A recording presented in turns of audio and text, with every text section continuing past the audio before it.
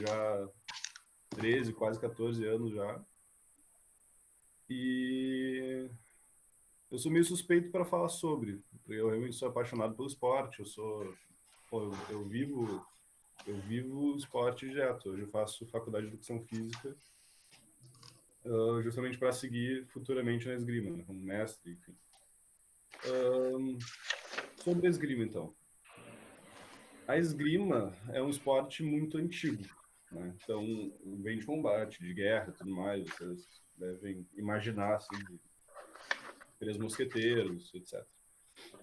E hoje na esgrima a gente tem, depois que ela fica mais esportiva, a gente tem três armas. E eu sou praticante de florete, que é esse treco aqui, que depois a gente pode falar melhor sobre a diferença nas três. Mas tem, então, três armas diferentes, e hoje os atletas têm muita especialização, mas algumas bases da esgrima são comuns. Por exemplo, a nossa guarda. A guarda da esgrima, a gente tem uma posição padrão para combate, tem especificidade para cada atleta, mas basicamente a gente fica os joelhos flexionados, pés um pouco afastados, com a mão armada à frente, pronto para combater. E como o nosso combate ele é feito numa pista linear comprida, a gente não tem espaço para girar em torno um do outro dos atletas. Então a nossa movimentação é sempre linear. A gente só anda para trás e para frente, basicamente.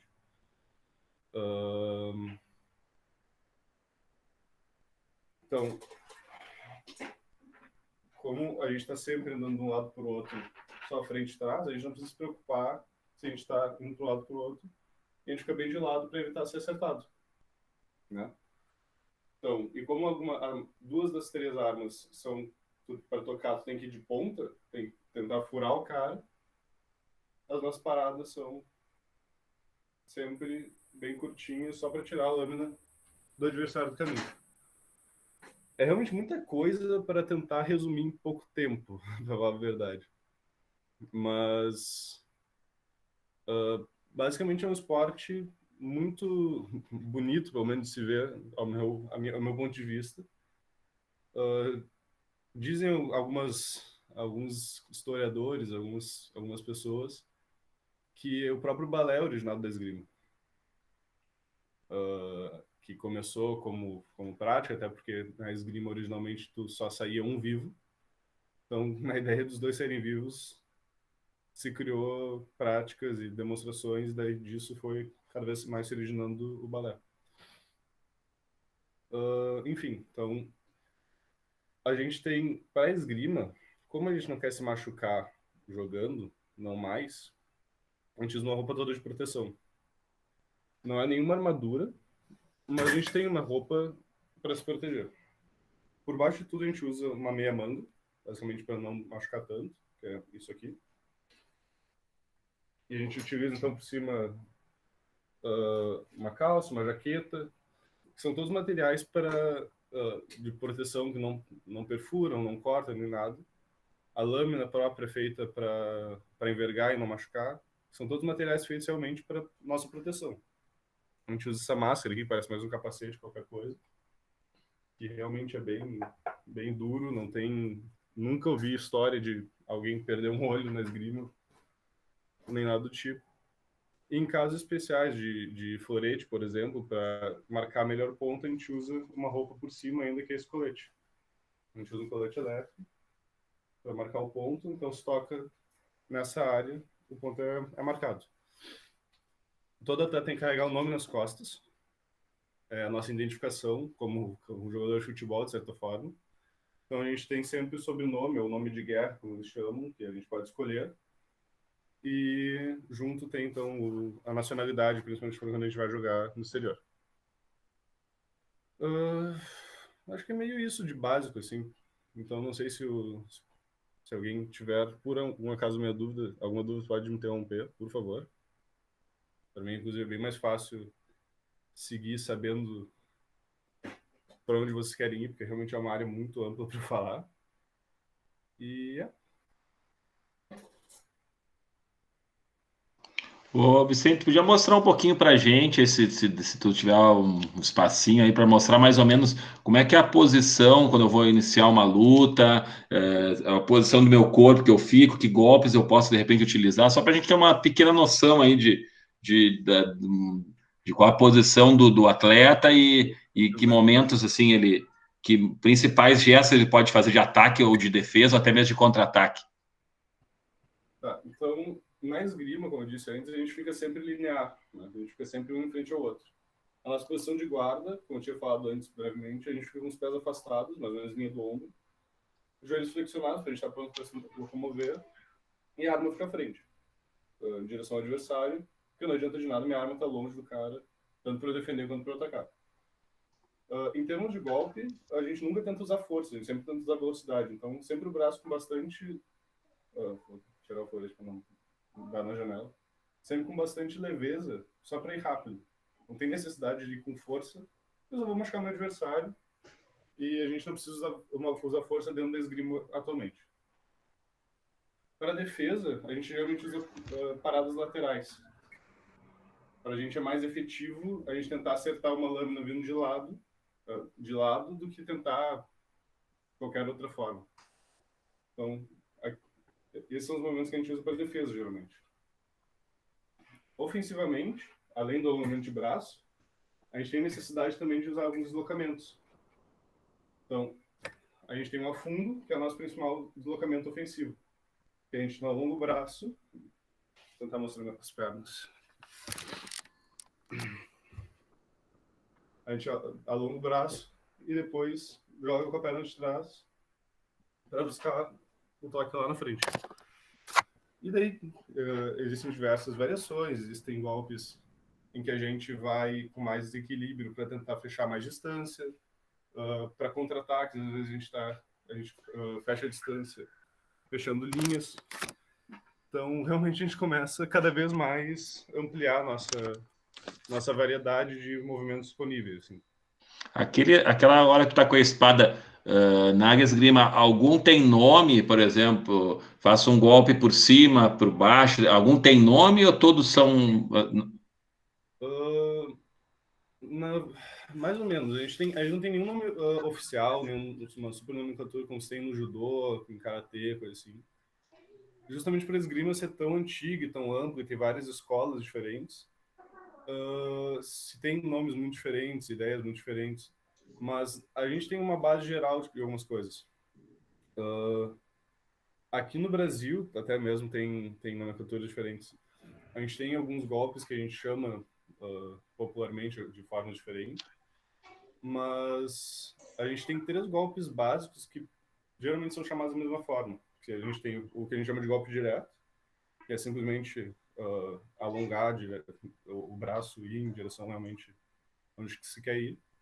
A gente tem desengajamento, que é basicamente para enganar a lâmina do adversário. Se o adversário vai fazer uma defesa ou vai tentar encontrar a minha lâmina, eu tiro minha lâmina do caminho para tentar tocar ele. E o coupé, que é basicamente a ideia do desengajamento, só que fazendo um caminho diferente, indo pelo outro lado, por assim dizer. Então, no golpe direto, eu só alongo o braço para tocar. No desengajamento, ele faz uma voltinha por baixo, geralmente, só para escapar da lâmina. E no coupé, geralmente, é o caminho mais alto. E em relação às espadas, qual as diferenças? Tu falou de três categorias de espadas ali, de lutas. As espadas são diferentes ou são iguais nas três modalidades? Elas são diferentes entre si, tanto em aparência das armas, quanto nas regras. Em aparência, quando tu conhece, entende um pouco, começa a entender e conhecer as armas, fica fácil de separar elas. O florete é esse aqui, ele tem esse copo pequenininho, copo aguarda, como a gente chama. E ele é o que tem a guarda menorzinha. Tem a espada, que tem essa mesma guarda um pouco maior, que protege toda a mão, como eles podem tocar na mão também. No florete não pode Deve tocar ser. na mão, então não tem por que ter Tá, uma guarda voltou. grande. E no sabre, eles têm uma guarda que vem por cima da mão na frente, que é a única que realmente vai, que é bem maior que as outras. Então, eles têm essas diferenças. A lâmina do sabre também é um pouquinho mais curta, mas nada muito. Em termos de regra, daí muda bastante. O sabre é a única arma que pode tocar de lado. Então, as outras duas armas são armas de toque, de ponta, de perfuração, como seria chamado. Enquanto o sabre pode tocar de lado, que torna o jogo do sabre muito mais rápido por ser mais difícil de errar. Então, como é muito difícil eu errar o golpe, não tem por que eu ficar ali esperando e planejando muito minha ação. Se eu posso só correr para cima do cara. Além disso, tem uma regra que é bem chatinha de se explicar, de se entender em primeiro momento, mas que é a chamada regra de prioridade. Que é uma regra que a ideia dela é simular algumas lógicas de combate. Cheguei a falar contigo, Daniel, no final de semana, mas então para os alunos. Basicamente é uma regra, como eu disse, que a ideia dela é simular, então, dentro da esgrima, algumas lógicas de combate. Então, o que ela faz é que quando os dois atletas tocam simultaneamente, só um faz o ponto. Isso se faz, então, por exemplo, se um atleta começa atacando e o outro decide só ir para cima dele, o que começou atacando tem vantagem, porque numa lógica de um combate de espadas, tu não vai só tentar ir para cima do cara que tá vindo para cima de ti. Tu vai tentar defender, tu vai tentar contra-atacar esquivando, mas seria estupidez tentar se enfiar na frente de uma espada só para tentar acertar o cara também. Mas então se defende e se ataca de volta. Daí o outro que seria estúpido de continuar ali no fogo da espada do cara. Então, de novo, eu teria que eu defender ou esquivar, enfim. Então, é mais ou menos isso. E isso é determinado, então, o árbitro está lá para ver essa ação e determinar de quem foi o ponto, baseado em algumas regras e convenções que a gente tem. Mas, em linhas gerais, é mais ou menos isso. E a espada, então, ela não tem essa regra. E como ela só de ponta no corpo inteiro, é um jogo muito mais lento. Porque se os dois tocam ao mesmo tempo, os dois fazem ponto. Então acontece que o jogo acaba sendo mais lento, porque ao mesmo tempo que eu posso tocar o cara pode me tocar ao mesmo tempo, e eu tenho que tomar muito mais cuidado. Então é mais ou menos isso, a diferença nas três armas. Mostra como é que é a ponta para eles, a ponta da espada ali para marcar o ponto, aquele cliquezinho ali. Achei muito interessante, tu mostrou da outra vez ali, Vicente. No florete, na espada é parecido, como também é de ponta, tem um botãozinho aqui na ponta, basicamente. Tá? E daí, só apertando esse botão, ele acende uma luz no aparelho, e aí que se marca que foi tocado, geralmente que houve o ponto. No caso do florete, não, esse botão para apertar ele requer no mínimo 500 gramas de força, é bem baixinho, realmente não tem necessidade na esgrima de se usar força.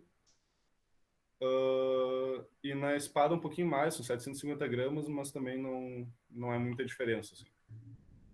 No sabre nem se tem esse botão, qualquer encostezinho da lâmina na roupa do adversário acende a luz. Então é mais leve ainda, menos necessidade de força ainda. Bom, pessoal, se alguém tiver alguma dúvida, quer conhecer um pouquinho mais sobre esgrima, o chat está liberado, o próprio microfone, se quiser abrir e perguntar coisas para o Vicente. Eu vou seguindo as perguntas aqui, por enquanto eu estou tentando explorar do Vicente o máximo possível o conhecimento sobre a esgrima, mas daqui a pouquinho nós vamos querer saber um pouquinho sobre a carreira dele de esgrimista, né, essas experiências na Europa, como é que foi. Mas queria saber de ti agora, Vicente, quanto tempo dura uma luta de esgrima?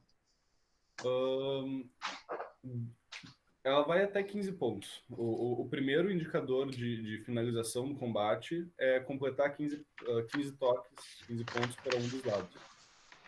Isso é bem linear, não é como no judô que se tem um movimento que tu pode finalizar muito rapidamente o combate. Que tu pode dar um ippon, no jiu-jitsu tu pode dar uma chave de braço, um estrangulamento, algo assim. Tem que tocar 15 vezes, fazer o ponto 15 vezes, e é assim que se pode ganhar o combate. Mas tem um limite de tempo. Em uma partida eliminatória, geralmente em chaves eliminatórias, você tem 3 tempos de 3 minutos. 1 minuto de intervalo entre cada tempo. Isso é tempo jogado. Não é como no futebol, que mesmo quando tá parado, o tempo sai correndo. Acho que o basquete é assim como na esgrima de tempo corrido. Então, Então são 3 minutos de tempo jogado.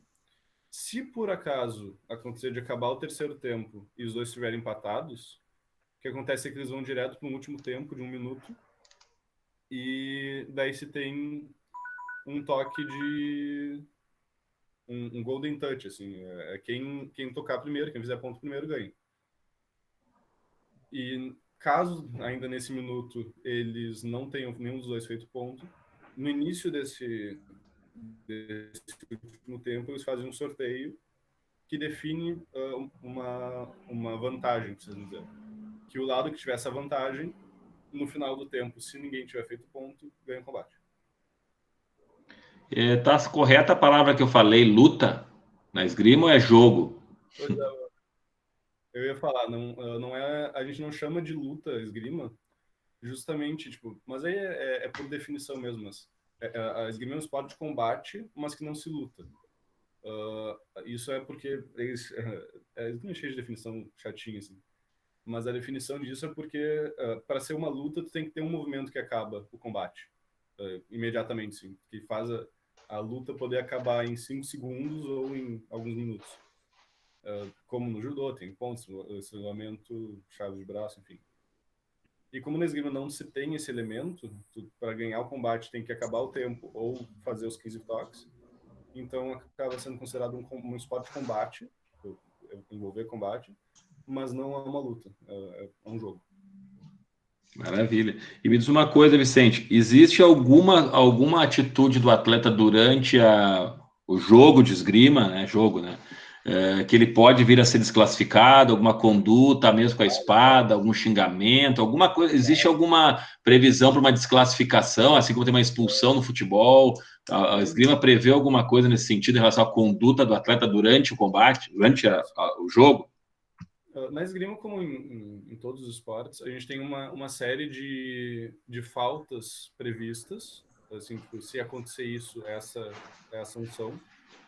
E na esgrima a gente tem cartões também, assim como no futebol. Mas diferente do futebol, a gente tem 3 cartões diferentes. No futebol a gente tem cartão amarelo e vermelho, sendo amarelo geralmente um aviso. Em campeonatos, torneios com muito acúmulo de cartão, já é expulsão, suspensão. Mas na esgrima, então, a gente tem o cartão amarelo, que é um aviso, assim como no futebol. No futebol, o cartão vermelho, ele é a expulsão do jogador. Na esgrima, não. Na esgrima, o cartão vermelho, ele é ponto para o adversário. Então, se o atleta recebe um cartão vermelho, ponto para o adversário. E a gente tem o último cartão, que é o cartão preto, que aí sim é expulsão. E a gente tem 4 grupos de faltas, basicamente. Não é que tu vai receber sempre primeiro um cartão amarelo, depois um vermelho, depois um preto. Mas o que acontece é, então, tem o primeiro grupo, que isso realiza, então, uma falta de primeiro grupo, que daí são coisas simples, geralmente, como, por exemplo, no florete, como só é válido no tronco, se eu uso meu braço desarmado ou para cobrir, dificultando o toque do adversário, eu posso receber um cartão.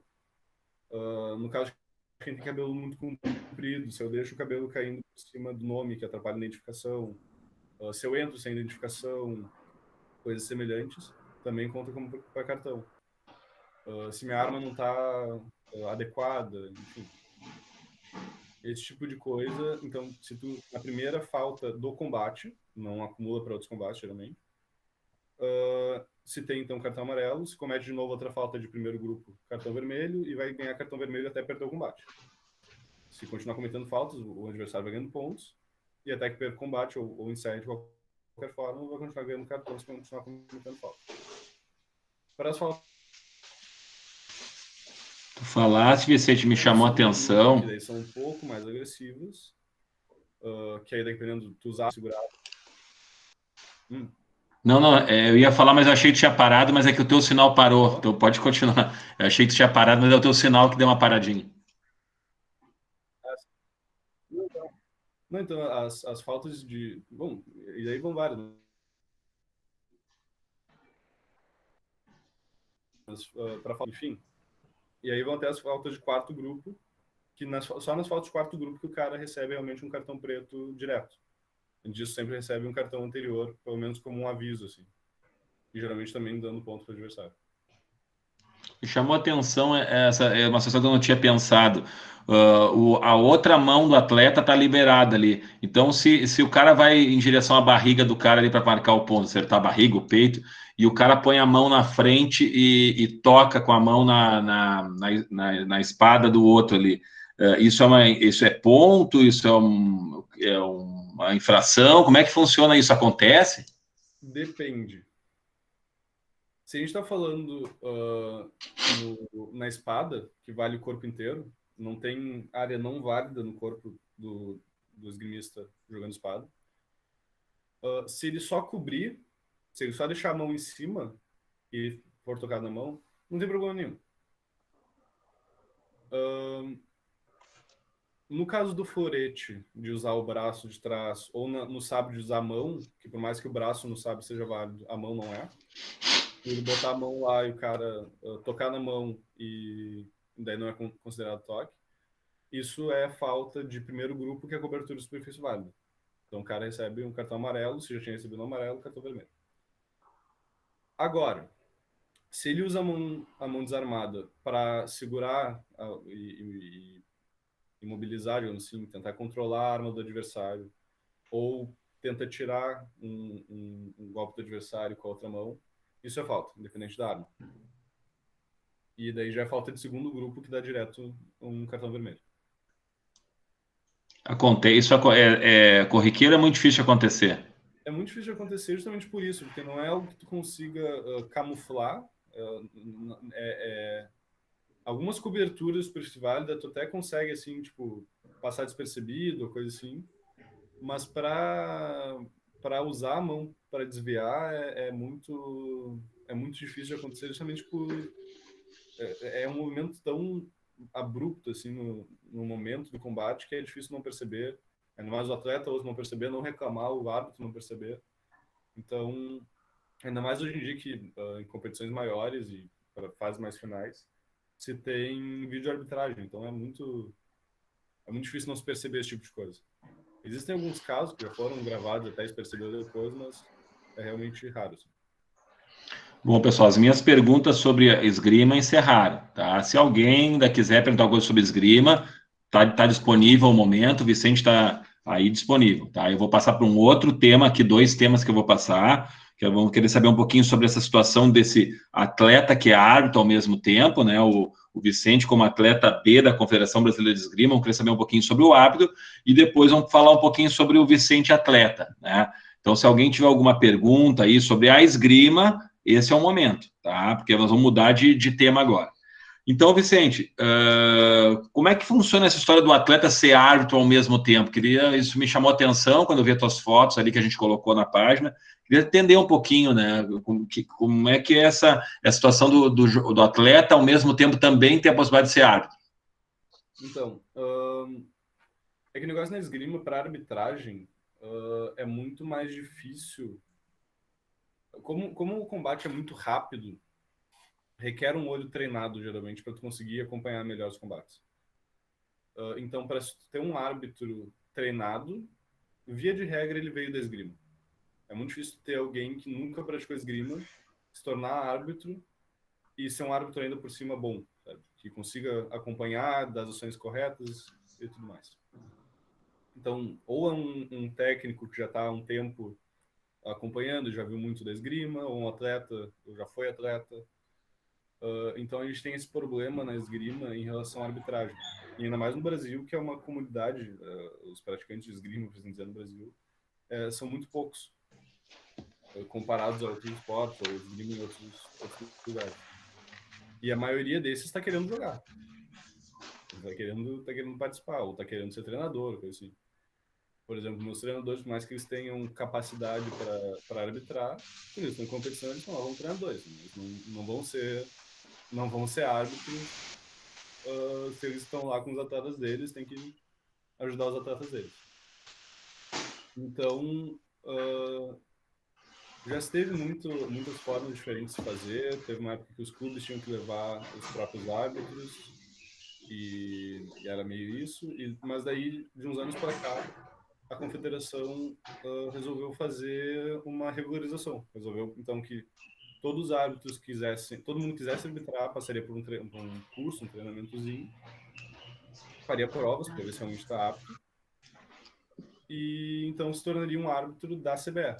Todos começam como árbitro B, e daí com horas de voo, por assim dizer, quanto mais um arbitrando, vão ganhando experiência e também podem vir a ser reconhecidos como árbitro A. Eu sou árbitro B ainda, que é, digamos assim, o início, principalmente por tempo de voo mesmo, porque eu já até falei com algum pessoal da CBE que realmente me falou isso, mas como eu estou direto competindo, não consigo arbitrar todas as provas, então realmente fica difícil eu conseguir manejar isso para conseguir seguir como árbitro. Mas querendo ou não, isso não afeta muita coisa, ganha um salário um pouco mais alto, mas é basicamente isso. E aí que está o grande atrativo para o atleta, né? Como a gente passa muito tempo praticando esgrima a duras penas de custo, acho que teu microfone está desligado, Daniel. Me diz uma coisa, Vicente, antes a gente entrar na tua experiência então como atleta de esgrima, poderia tu ser um árbitro olímpico? Se, por exemplo, tu não vai participar das Olimpíadas, tu poderia ser convidado a ser um árbitro olímpico? Aí é outro caminho, mas também é possível. Aí requer o curso da Federação Internacional, não só da Confederação Brasileira. Esse curso da Confederação Brasileira serve para o Brasil. Então, e cada país organiza diferentemente. Assim, então tem também o próprio curso da Confederação Internacional e o próprio ranking da Confederação Internacional. E pelo que eu sei, inclusive, eles trabalham de forma diferente. Os árbitros da federação, eles ganham um salário mensal, assim, não é por evento como acontece aqui no Brasil. Aqui no Brasil, se tu vai arbitrar nesse evento, tu ganha esse salário, e é isso. Os árbitros internacionais não, é um grupo meio seleto, mas assim, cara, tu vai ganhar grana mensalmente, tu vai para todas as provas que tiver, e é isso. E E me, eles são sempre os mesmos árbitros e tudo mais. Então e é me mais diz uma coisa, então os árbitros das Olimpíadas são os árbitros internacionais, não são os atletas que estão arbitrando as Olimpíadas. as Olimpíadas geralmente são os internacionais. Tu pode aplicar como árbitro, mas para isso também precisa ter o próprio curso FI. A gente teve até um brasileiro que foi. A gente tem um brasileiro, gaúcho, inclusive, que ele é um dos melhores árbitros de espada do mundo.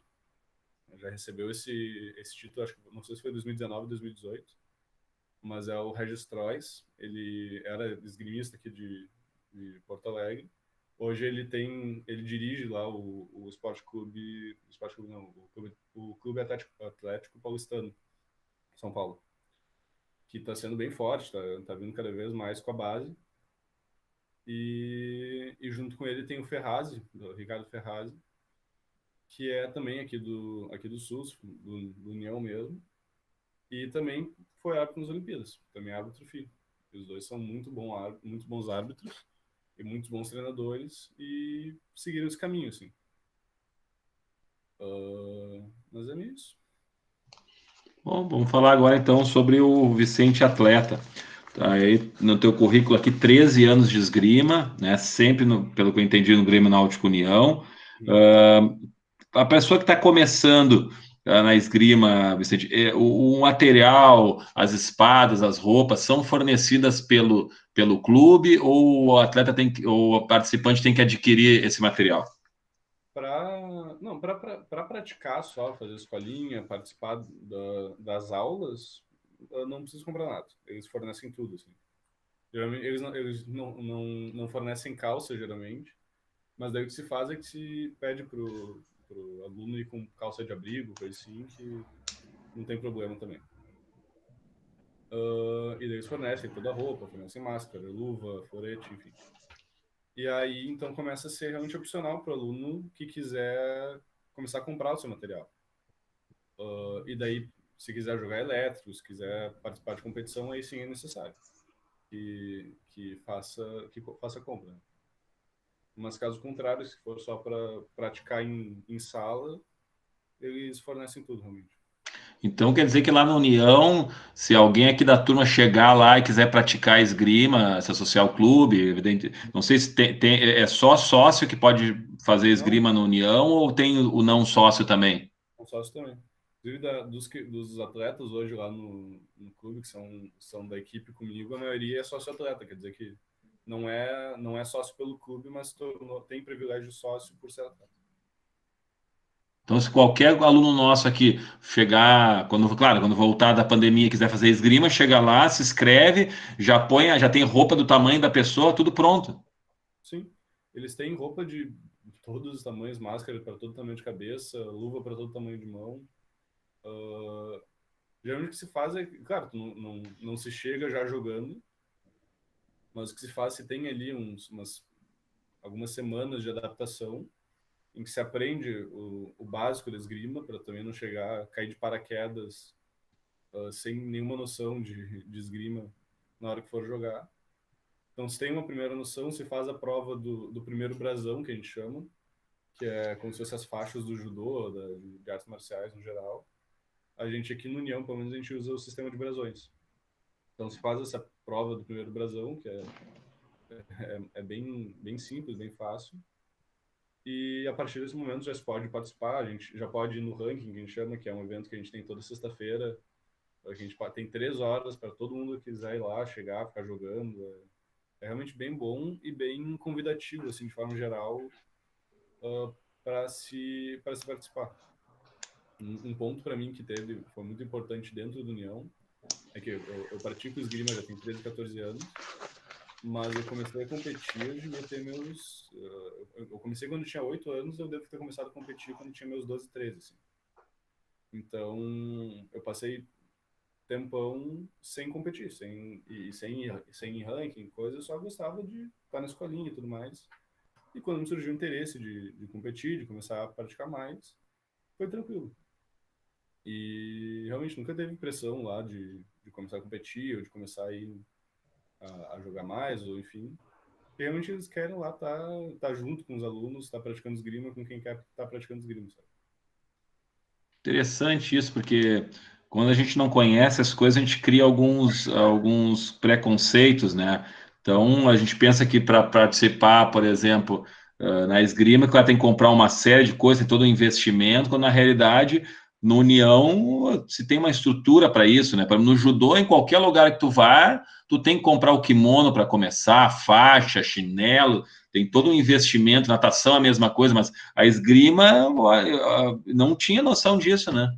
Eu tenho a impressão que depende muito do lugar. Eu tenho a impressão que na Sojipa, se não é ainda assim, até um tempo era. Né, tem esgrima na Sojipa também e tinha essa necessidade de se comprar todo o material. Eu gosto muito mais da ideia que a União faz, claro, mais numa ideia de democratizar a esgrima e tornar mais fácil as pessoas conhecerem. É muito natural, principalmente com mais adultos, com alunos mais velhos, principalmente adultos, mas alguns adolescentes também, jovens adultos, por assim dizer, quando não são de equipe ou atletas, no caso, de mesmo só praticando na sala, acabarem comprando seu material, sabe?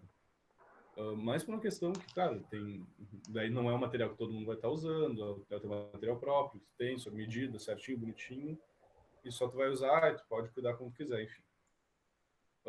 Mas só de não ter essa necessidade, essa pressão de se fazer, já facilita o começo, né? Porque uma coisa é eu ir lá praticar, dar uma chance de tentar, se eu só vou ter o custo da aula mesmo. Outra coisa é eu fazer isso, eu vou ter o custo todo uma roupa, que se eu não gostar, eu não vou mais ter que fazer com ela. Talvez eu vou ter que arrepender ainda. Bom, olha, que informação importante essa. Eu não tinha essa noção. Achei que o esgrima era que nem o judô, que nem natação, tem que fazer já todo um investimento. Temos que fazer essas informações chegarem, quem sabe também futuramente, aí, Vicente, lá nos alunos mais novos, lá do Monteiro Lobato.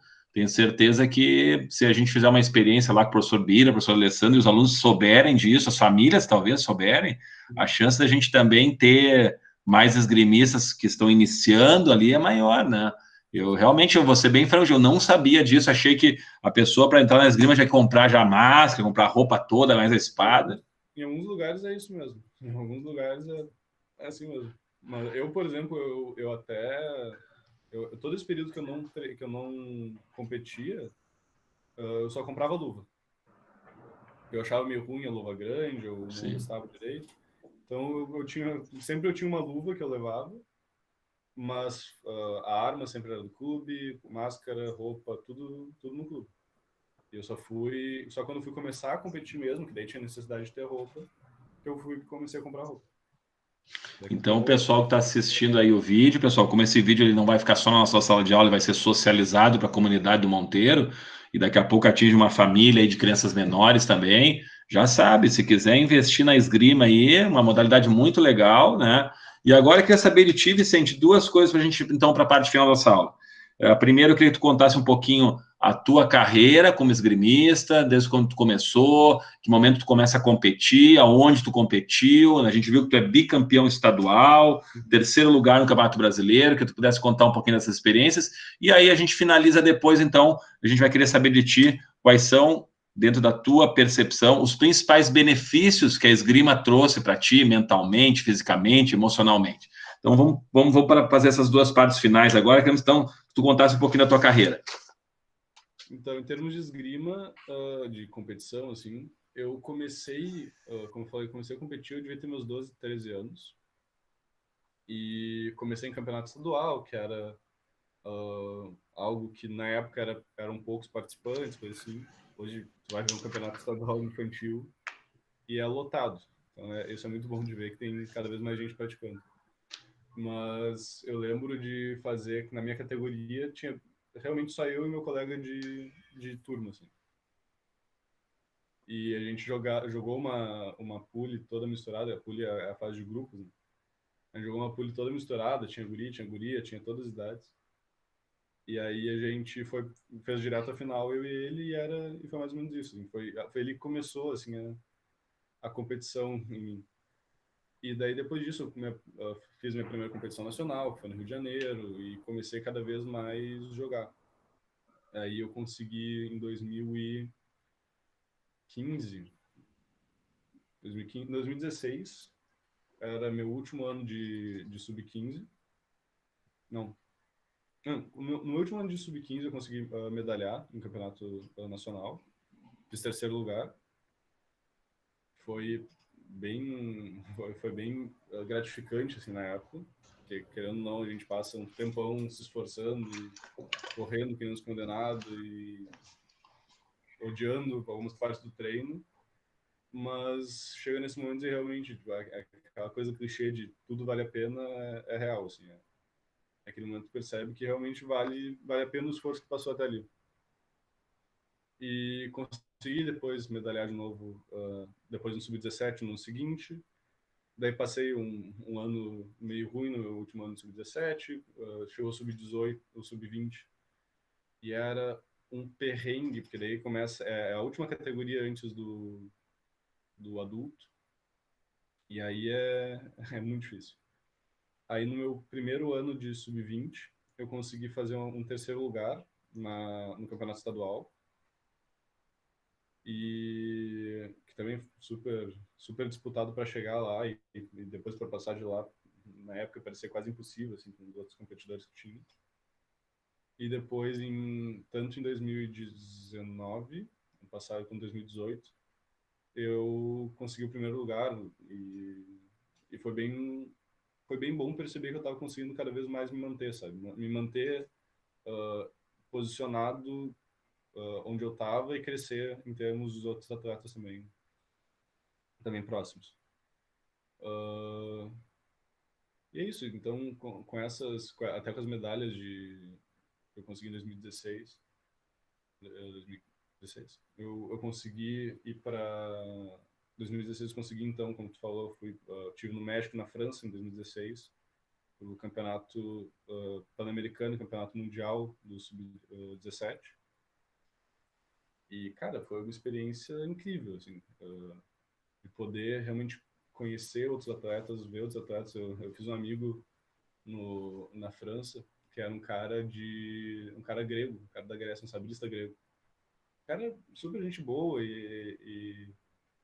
e é gente que tu conhece diferente e é muito bom não só pelo esporte, mas pela vivência, né? Tipo, é coisa que o esporte proporciona que realmente é muito gratificante, assim. É um investimento muito grande que a gente faz, não só financeiramente, mas de todo o tempo, todo o esforço, mas que no final, para quem tá lá e dá esse suor, acaba valendo a pena. Assim.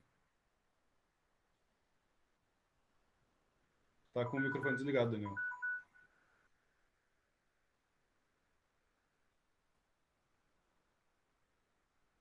Eu acho que tá com o microfone mutado, Daniel.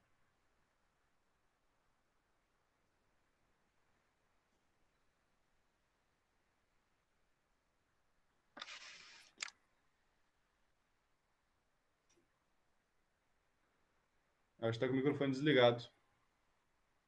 Obrigado, Felipe. Te agradeço aí a gentileza de me alertar aí. Obrigadão. Então, vou refazer a pergunta.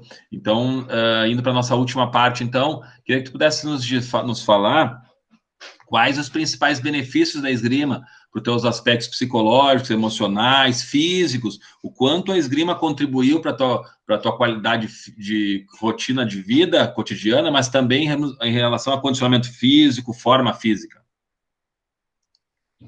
Sim. Em termos de esporte, eu construí minha vida em torno da esgrima, então eu construí meu corpo em volta da esgrima também. Eu hoje, antes da pandemia, minha rotina de treino era puxada, bem puxada. Eu tinha mais de 20 horas semanais de treino, entre treino técnico, físico, jogo. Então, em termos físicos, eu treino e treinei muito justamente para adequar o meu corpo e para a esgrima, assim, de forma geral.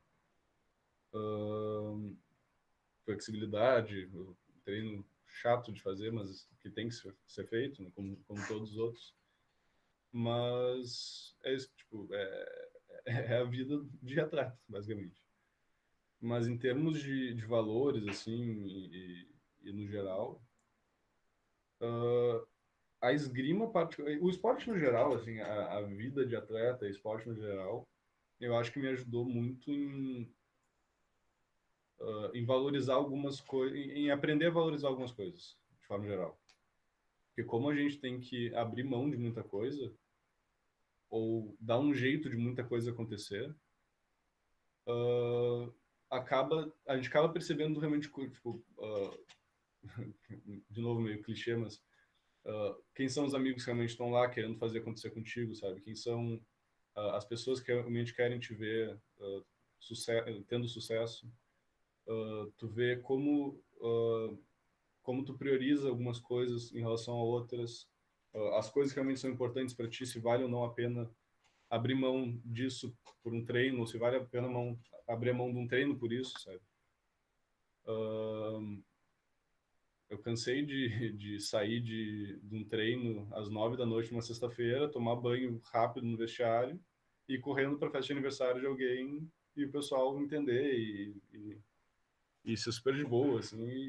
E esse era o tipo de amizade que eu tinha, assim, que era realmente o pessoal que conseguia acompanhar de alguma forma a minha rotina maluca. Mas, então isso é uma coisa que eu vejo muitos atletas de forma geral, assim, daí cada um com a sua particularidade, assim, de acordo com o seu esporte, mas isso é algo que para mim marca muito, assim. Mas, além disso tem, cara, a própria esgrima, a gente aprende, como é um combate muito rápido, a gente aprende a ter que pensar respostas rápidas, saídas rápidas, mudar rápido, se adaptar muito rápido. A própria resiliência de ter que se manter ali, ter foco tanto durante o jogo para se manter confiante de que vai dar certo, mesmo às vezes tomando muitos pontos, tá muito atrás do cara para tentar dar uma virada. Muitas vezes a gente não consegue, algumas vezes a gente consegue. Resiliência para se manter treinando mesmo quando não vai ter competição pelos próximos 2, 3 meses. Para mesmo quando tá na praia, tentar manter uma rotina de treino, porque tu tá meio de férias, mas tem uma competição dali a 2 meses.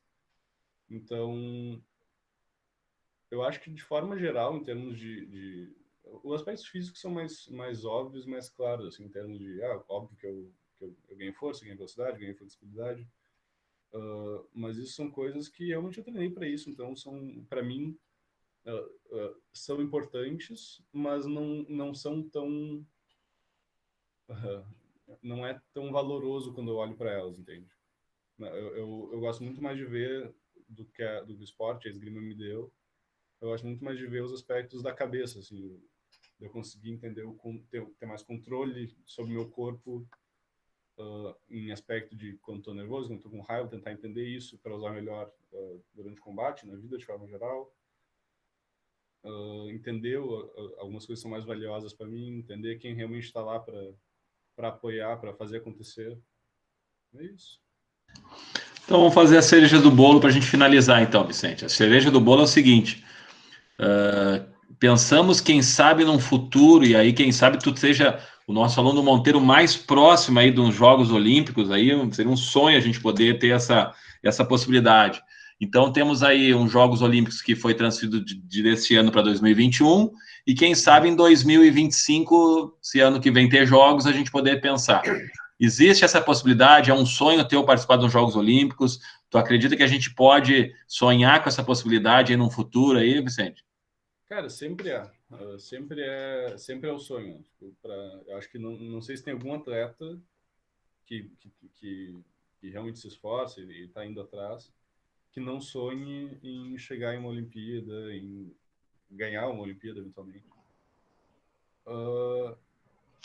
Para agora a Olimpíada de Tóquio, realmente não tem o que fazer. Assim, não existe a mínima possibilidade de eu me classificar para Tóquio. Para Paris, que é a próxima Olimpíada, eu não vou dizer que é impossível. Assim, sempre existe a possibilidade e como é muito tempo, existe essa possibilidade de acontecer. Mas realmente é muito trabalho. É muito trabalho. Não digo em termos de tipo, esquece que não vai acontecer, mas em termos realistas, tipo, cara, é muito suor, é muito sangue que tem que dar.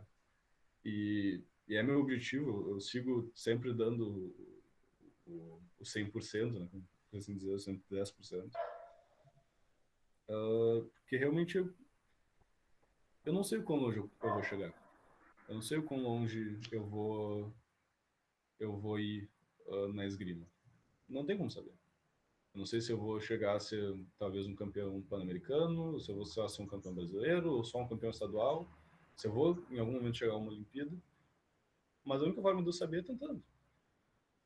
Sabe? A única forma de eu saber é eu indo lá, eu dando o máximo que eu consigo, eu botando minhas 20 horas de treino por semana, todo o suor que eu posso, talvez até mais, eu tendo certeza que eu fiz tudo que eu podia. Sabe? E querendo ou não, acho que eu quero, quando eu finalmente aposentar o florete como atleta, eu olhar e dizer, cara, independente de onde eu cheguei, eu dei meu máximo para chegar aqui. Sabe? Eu acho que para mim é esse o negócio. Mas vamos ficar na torcida aí para então 2025 aí, né, Vicente? A gente poder te ver nas Olimpíadas, quem sabe.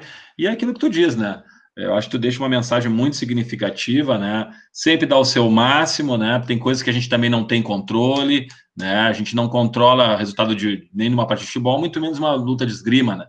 Então a gente, quanto mais a gente se preparar, mais próximo a gente está de conquistar os nossos objetivos, nossos sonhos, né? Mas tem coisas que não dependem da gente. Do outro lado, tem um outro esgrimista tão preparado quanto, que num dia pode estar num dia melhor e acabar fazendo mais pontos, às vezes um ou outro, 2 pontos a mais, e aí aquela diferença é a diferença de quem vai para a Olimpíada e quem não vai, né? Mas só saber que a gente tem essa possibilidade de ter um atleta do Monteiro Lobato, formado no Monteiro Lobato, com a possibilidade de ser um atleta olímpico, já nos deixa envaidecido. Tenho certeza que o Biro, o Alessandro e os professores de educação física que passaram poder ter essa possibilidade é realmente uma grande felicidade. Vicente, queria te agradecer a tua gentileza, a tua disponibilidade, poder estar conversando com a gente aqui. A gente sabe que estamos com uma turma de segundo ano do ensino médio, o pessoal está acordando cedo aí, né? Já passamos por isso aí também, mas quero agradecer ali todos os participantes mais uma vez. É uma turma muito querida, que sempre está aqui presente, né, conosco. Então, eu queria te agradecer, né? E vamos combinar que umas 10h30, 15 para as 11, eu te mando o link para as 11 horas a gente fazer a turma do terceiro ano, ok? Beleza. Show de bola. Muito obrigado, Vicente, mais uma vez. Turma, grande abraço para todos. Semana que vem, preparem-se. Professor Márcio Soares vai trabalhar com a gente uma atividade relativa à corrida. Vamos ver como é que é a preparação de equipes de corrida de longa distância. Ok? Grande abraço a todos. Vicente, abração mais uma vez. Nos vemos mais tarde. Grande abraço, Luiz. Valeu mais uma vez. Nos vemos então na semana que vem, tá bom? Abração, pessoal. Tudo de bom para todos. Até semana que vem, pessoal. Valeu, Bruno. Grande abraço. Lucas Heredo, abraço, meu amigo. Até a semana que vem. Semana que vem nos Vivian. Grande abraço, querida. Até a semana que vem.